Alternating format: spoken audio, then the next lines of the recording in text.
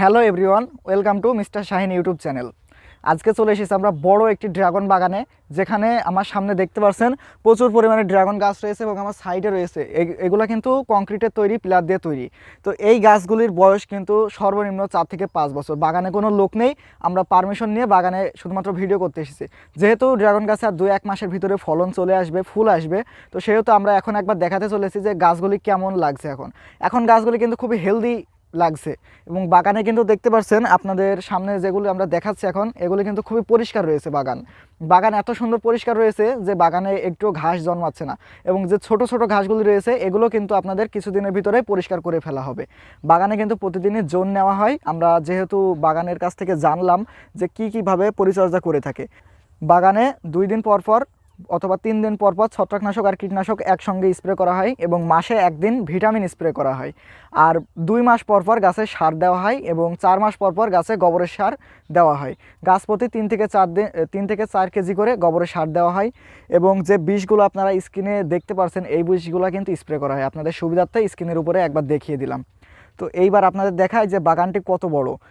আমার সামনে যে বাগান দেখতে পাচ্ছেন, বাগানটা কিন্তু অনেকটা বড় দেখাচ্ছে। বাগানটা অরিজিনাল অনেকটা বড়। 2 বিঘা জমিতে বাগানটি, ড্রাগন বাগান রয়েছে 2 বিঘা জমিতে। এই 2 বিঘা জমি পুরা এখানে পিলার দেওয়া রয়েছে। এই বাগানে মোট গাছের সংখ্যা 12,000 এবং পিলারের সংখ্যা 700 থেকে 800। এতটুকুই আমরা জানতে পেরেছি বাগানের কাছ থেকে।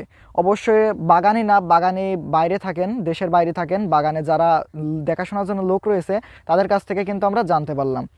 এখন আপনাদের দেখাই যে গাছগুলার ডালপালা কেমন। এখন কিন্তু গাছের উপরে যে ডালগুলি রয়েছে সেই ডালগুলি কিন্তু সুন্দর সুন্দর ডাল বের হয়েছে। এখন দেখতে পাচ্ছেন যে আমার সামনে যে রয়েছে এ কিন্তু বাগানে কাজ করছে। এখন পুরনো ডালগুলি কেটে ফেলে দিচ্ছে, এবং নতুন যে ডালগুলি ওগুলোতে কিন্তু ফলন বেশি আসবে, সেই জন্য নতুন ডালগুলি শুধুমাত্র রাখছে। কারণ নতুন ডালে যদি 10টা ফল আসে, পুরাতন ডালে আসবে 2 থেকে 3টা। এই জন্য এইভাবে ডাল ছাঁটাই করতে হয়, যাকে বলা হয় প্রুনিং। শীতের শেষে যে প্রুনিং করা হয় সেটি এখন করছে। এখন আঙ্গুর গাছে এবং আরও অনেক গাছে এখন প্রুনিং করা হচ্ছে। তো এখন আর ড্রাগন গাছ সম্পর্কে কিছু দেখাবো না। যখন ফুল আসবে তখন অবশ্যই এই বাগানে আরেকবার আসবো ভিডিও করতে, তখন আপনাদের দেখাবো যে কীভাবে স্প্রে করে এবং বাকি জিনিস। এই বাগানটি কিন্তু অনেকটা সুন্দর হয়ে যাবে। তখন পাখির জন্য নেট দেওয়া হবে এবং আরও অনেক কিছু করা হয়, সৌন্দর্য লাগে। তখন আপনাদের জন্য আবার একটি ভিডিও করে আনবো। তো আজকের মতো ভিডিও এখানেই শেষ করছি। দেখা হবে পরবর্তী ভিডিওতে।